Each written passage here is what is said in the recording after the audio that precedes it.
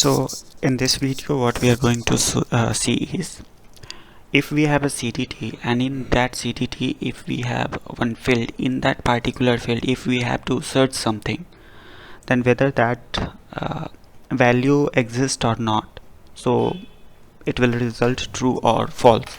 So here what I'll be searching is, there is a rule. In that rule I'll be passing a CDT, and in that CDT I'm searching field, like in the comment field I'm searching like this data, purchase data.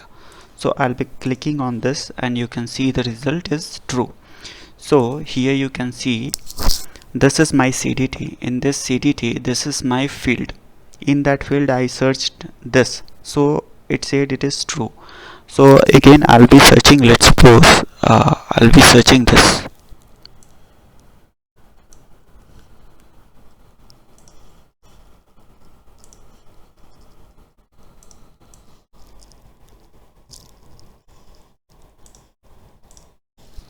It is also true. Let's suppose I'll search some random value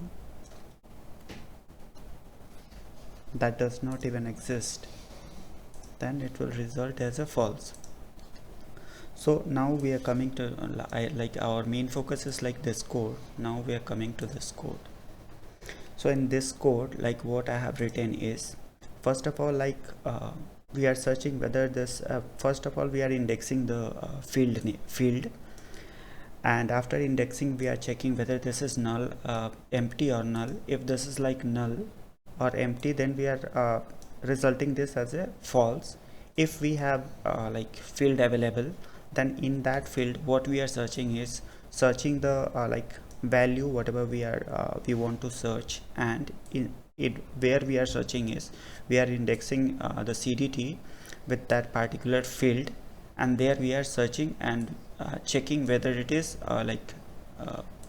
greater than 0 or not. If it is greater than 0, then it results like true value. So that's it. Thank you.